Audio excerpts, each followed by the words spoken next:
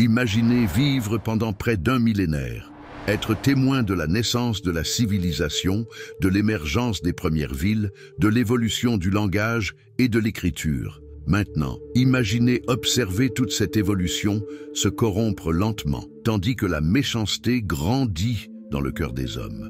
Ce n'est pas une histoire fictive, c'est le récit de Mathusalem, l'homme qui, selon les Écritures, a vécu 969 ans. Notre voyage commence en l'an 687 après la création du monde, selon la chronologie biblique. L'air était chargé d'attente alors qu'Enoch, un homme connu pour sa dévotion extraordinaire, attendait la naissance de son premier-né. Le monde était encore jeune, avec seulement quelques générations ayant passé depuis Adam et Ève. À cette époque, la planète était radicalement différente de celle que nous connaissons aujourd'hui. Certaines théories suggèrent qu'une couche de vapeur d'eau entourait la Terre, créant un effet de serre global qui fournissait un climat uniforme, tout en protégeant des radiations nocives. Cela pourrait être l'une des raisons de la longévité extraordinaire des patriarches antédiluviens. Mais avant de commencer, n'oubliez pas de vous abonner à la chaîne et d'activer les notifications. Nous publions des vidéos comme celle-ci presque tous les jours, alors restez avec nous. Lorsque Mathusalem est né, le monde était dans un état de transition. Les histoires de la création et de la chute étaient encore des souvenirs vivants, transmis de père en fils. L'humanité était au premier stade de son développement, explorant et peuplant une terre encore vierge et pleine de mystères. Dès ses premiers jours, Mathusalem a été plongé dans un environnement de profonde spiritualité. Son père, Enoch, était connu pour sa proximité avec le divin.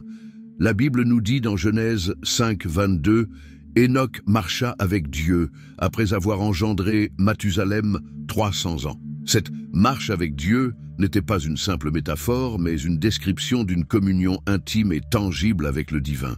Imaginez le jeune Mathusalem, grandissant sous la tutelle d'un père qui disparaissait régulièrement pendant des jours ou des semaines pour revenir avec les yeux brillants de révélations divines. Quelles histoires Enoch partageait-il? Quel savoir céleste transmettait-il à son fils? Au fur et à mesure que Mathusalem grandissait, le monde autour de lui évoluait aussi. Les premières villes commençaient à apparaître, formant des noyaux de civilisation qui s'étendaient lentement. La métallurgie faisait ses premiers pas, les hommes apprenant à forger des outils et des armes de plus en plus sophistiquées. La musique, ce langage universel de l'âme, prenait forme et gagnait en complexité. Mais avec le progrès, Mathusalem était également témoin des premières graines de la corruption. L'avidité commençait à se manifester dans les échanges commerciaux. La jalousie empoisonnait des relations autrefois harmonieuses. La luxure déformait ce qui devait être sacré. À l'âge de 65 ans, encore jeune selon les standards de l'époque, Mathusalem était probablement déjà un homme doté d'une grande sagesse et d'une riche expérience. Il avait absorbé les enseignements de son père et observé attentivement le monde changeant autour de lui. C'est à cet âge qu'il devint lui-même père. La naissance de Lamech, à 187 ans de Mathusalem, marqua le début d'une nouvelle phase dans sa vie. Le nom de Lamech, qui signifie « puissant », portait un poids d'attente. Était-ce l'accomplissement d'une prophétie non consignée ou simplement le reflet des espoirs de Mathusalem pour l'avenir? En élevant son fils, Mathusalem continuait d'observer les changements dans le monde. La violence, autrefois sporadique, devenait de plus en plus commune. La corruption se répandait comme une peste silencieuse, infectant des communautés entières. C'était comme si une ombre lente et inexorable s'étendait sur la terre, engloutissant la lumière qui brillait autrefois si intensément. C'est dans ce contexte de plus en plus sombre qu'à l'âge de 369 ans, Mathusalem fit face à une perte profonde et mystérieuse. Son père, Enoch, disparut tout simplement. La Bible rapporte cet événement de manière énigmatique. Enoch marcha avec Dieu, puis il ne fut plus parce que Dieu le prit. Genèse 5, 24. Imaginez l'impact de cet événement dans la vie de Mathusalem. Son père, son ancre spirituelle, son lien direct avec le divin, avaient simplement disparu. Il n'y eut pas de funérailles, pas de corps à enterrer, juste la certitude que Dieu l'avait pris. Que signifiait cela? Où Enoch était-il allé? Et pourquoi avait-il été choisi pour ce destin unique? La disparition d'Enoch marqua un tournant dans la vie de Mathusalem. Désormais, en tant que patriarche le plus âgé de sa lignée, il portait le poids de la responsabilité. C'était son devoir de préserver et de transmettre le savoir et la foi de ses ancêtres. Mais comment le faire dans un monde qui semblait s'éloigner toujours davantage des voies divines? Les siècles passaient et Mathusalem voyait des générations naître, vivre et mourir. Il devint un réservoir vivant d'histoire et de sagesse, un lien tangible entre le passé lointain et le présent tumultueux. Sa longévité extraordinaire faisait de lui une figure de révérence et de mystère. Imaginez les histoires que Mathusalem pouvait raconter. Il avait connu son arrière-grand-père, Jéred, qui à son tour avait connu Seth, le fils d'Adam. À travers ces connexions, Mathusalem avait accès à des récits de première main sur la création, le jardin d'Éden et la chute de l'humanité. Quel secret des origines de la création portait-il en lui? À 587 ans, Mathusalem assista à la naissance de son petit-fils, Noé. Ce nom qui signifie repos ou consolation portait en lui une prophétie. Lamech déclara « Celui-ci nous consolera de nos travaux et de la peine de nos mains, à cause du sol que l'Éternel a maudit. » Genèse 5, 29. Qu'a vu Lamech dans son fils nouveau-né pour faire une telle déclaration? Était-ce une révélation divine? Ou peut-être que Mathusalem, avec sa vaste sagesse, avait perçu quelque chose de spécial en ce petit-fils et partagé son intuition avec Lamech? Alors que Noé grandissait, Mathusalem observait avec une inquiétude croissante l'état du monde. La méchanceté des hommes avait atteint un niveau sans précédent. La violence était déchaînée et la terre était remplie de perversité. Genèse 6, 11. Le texte biblique nous offre une vision sombre de cette époque. L'Éternel vit que la méchanceté des hommes était grande sur la terre et que toutes les pensées de leur cœur se portaient chaque jour uniquement vers le mal. Genèse 6, 5. Quelles horreurs Mathusalem a-t-il dû voir pour qu'un tel jugement soit prononcé?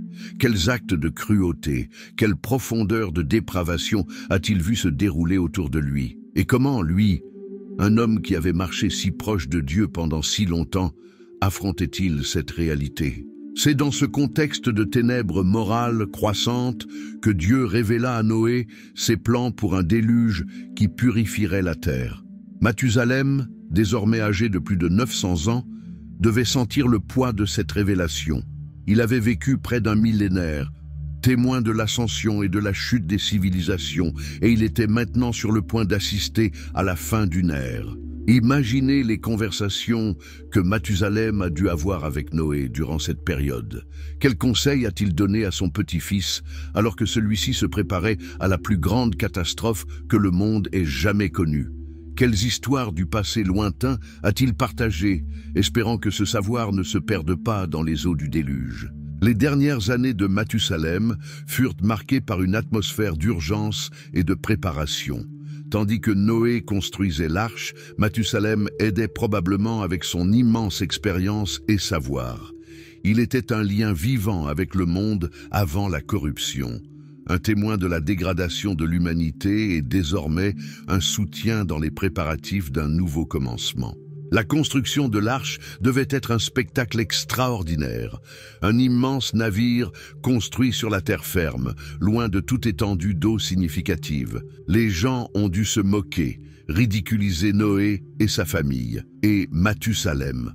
Comment réagissait-il à ces provocations? Essayait-il d'avertir les gens du jugement imminent? Ou, fatigué après des siècles à observer la déchéance humaine, se contentait-il d'observer en silence? Alors que l'échéance du déluge approchait, Mathusalem devait réfléchir sur sa longue vie. Il avait vu tant de choses, vécu tant d'événements. Né à une époque d'innocence relative, il avait été témoin du lent mais inexorable déclin de l'humanité. Quelles pouvaient être ses pensées lorsqu'il contemplait la fin imminente du monde qu'il connaissait? La tradition juive suggère que Mathusalem est mort seulement 7 jours avant le début du déluge. Si cela est vrai, sa mort marqua véritablement la fin d'une ère. Il était le dernier lien avec le monde antédiluvien, le dernier représentant d'une époque où les hommes vivaient des siècles et marchaient en communion étroite avec Dieu. Dans ces derniers moments, qu'a vu Mathusalem? Aurait-il eu une vision de l'avenir, un aperçu du monde après le déluge? Ou peut-être, dans ces derniers instants, a-t-il revécu les moments les plus significatifs de sa vie presque millénaire? Le déluge arriva comme Dieu l'avait promis. Les eaux couvrirent la terre, effaçant la civilisation que Mathusalem avait connue pendant près d'un millénaire.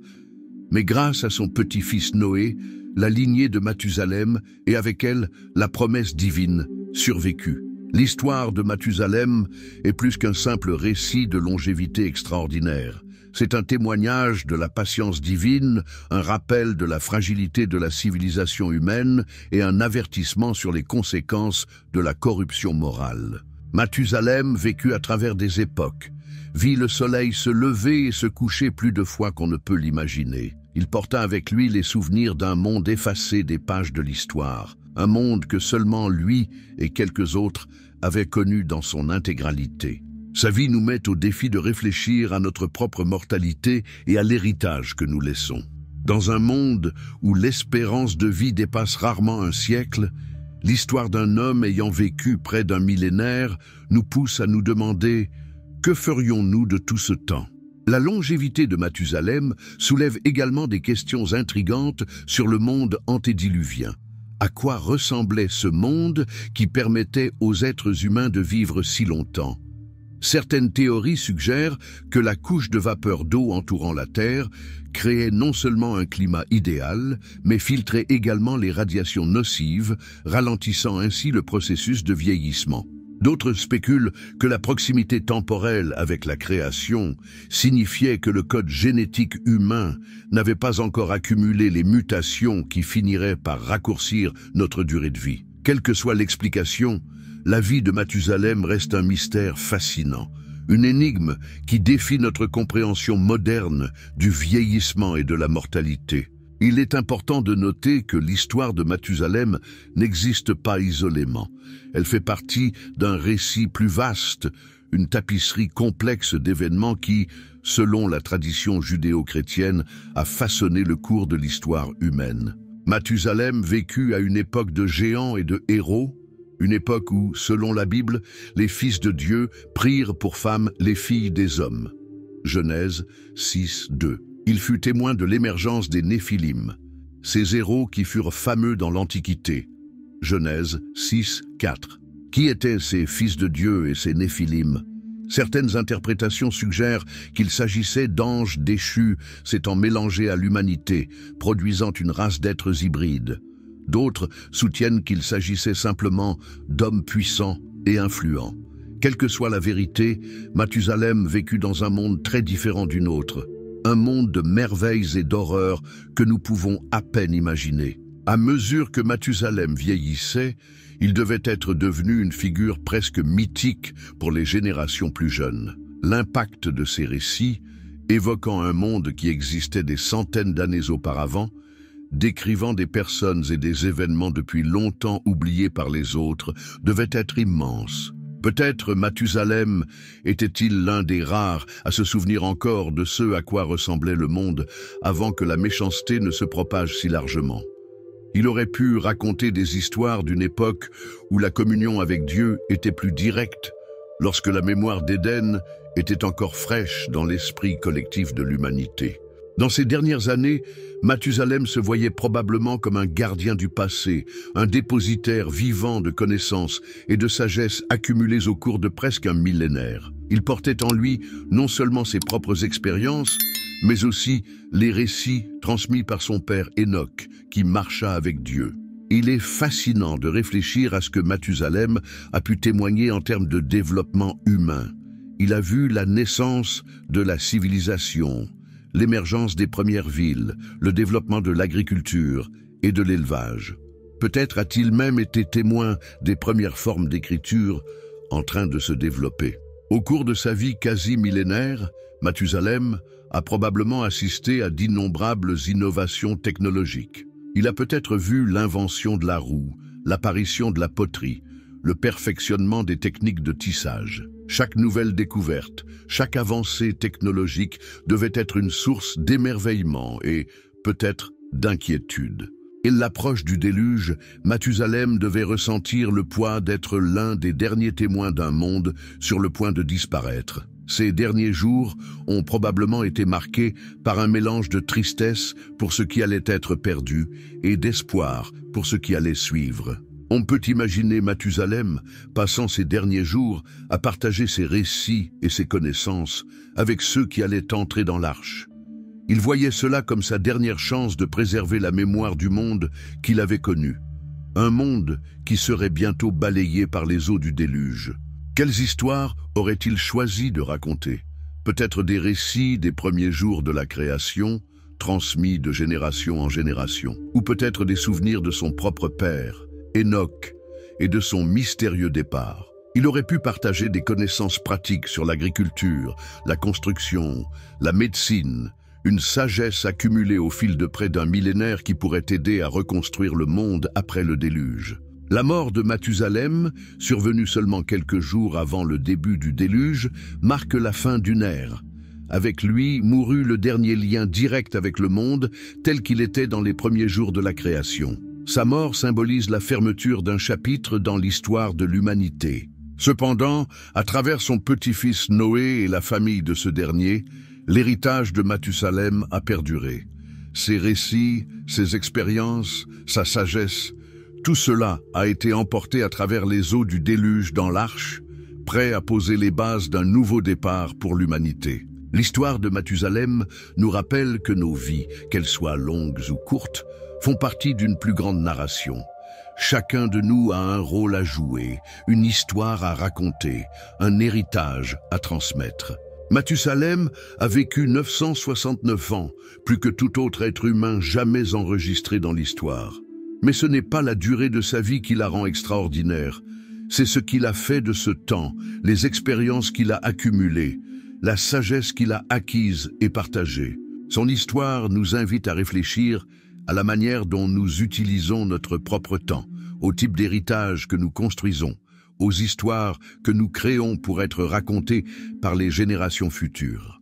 Dans un monde qui semble souvent se précipiter vers la destruction, l'histoire de Mathusalem nous rappelle la patience de Dieu et la résilience de l'humanité. Elle nous encourage à adopter une vision à long terme, à considérer non seulement le présent immédiat, mais aussi l'impact de nos actions sur les années et les décennies à venir. La vie de Mathusalem soulève également des questions fascinantes sur la nature du temps et de la mémoire. Que serait-ce de vivre près d'un millénaire? Comment notre perception du temps évoluerait-elle? Serions-nous capables de nous souvenir clairement des événements survenus des siècles plus tôt? Ou nos souvenirs les plus anciens deviendraient-ils flous, comme cela arrive déjà après quelques décennies seulement? Et quel effet une telle longévité aurait-elle sur nos relations? Mathusalem a vu naître et mourir des générations de descendants. Il était le contemporain de son propre arrière-arrière-petit-fils, Noé. Comment cela aurait-il affecté la dynamique familiale? Comment peut-on maintenir des liens émotionnels significatifs lorsque la plupart des personnes que l'on connaît ne vivent qu'une fraction de sa propre vie? De plus, l'histoire de Mathusalem nous amène à questionner la nature de la sagesse et de la connaissance. Avec près de 1000 ans d'expérience, quels aperçus uniques sur la vie et l'univers Mathusalem aurait-il développé? Quelle compréhension profonde sur la nature humaine, sur les cycles de l'histoire, sur le tissu même de la réalité aurait-il atteinte? Et pourtant, malgré toute cette sagesse, Mathusalem fut incapable de freiner la corruption morale qui conduisit au déluge. Cela nous pousse à réfléchir aux limites de la connaissance humaine, à l'inévitabilité de certains schémas historiques, au libre arbitre et au destin. L'histoire de Mathusalem nous invite également à réfléchir au sens et au but de la vie. Si nous avions 969 ans à vivre, que ferions-nous de ce temps? Quels objectifs poursuivrions-nous? Quel héritage chercherions-nous à laisser?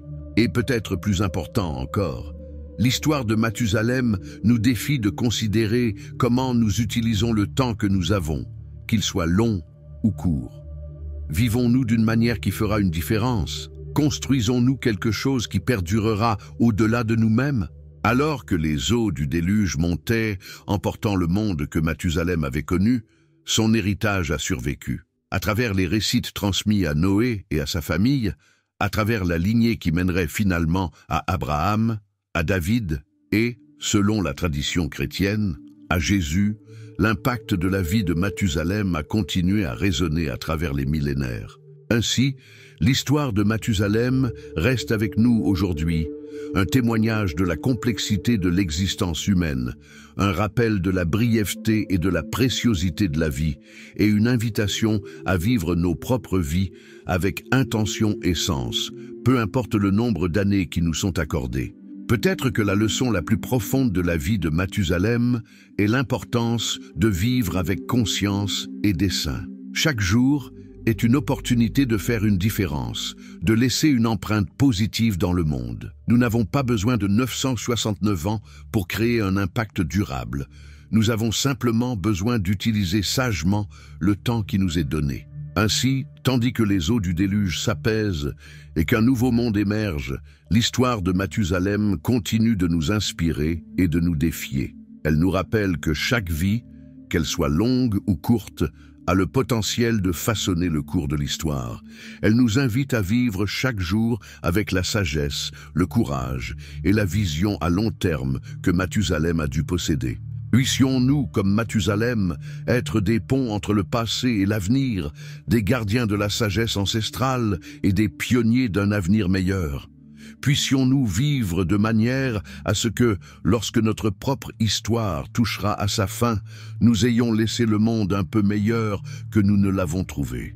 L'histoire de Mathusalem, l'homme qui a vécu 969 ans, continue de résonner à travers les millénaires, nous rappelant le pouvoir d'une seule vie bien vécue et nous défiant de tirer le meilleur parti du temps qui nous est accordé.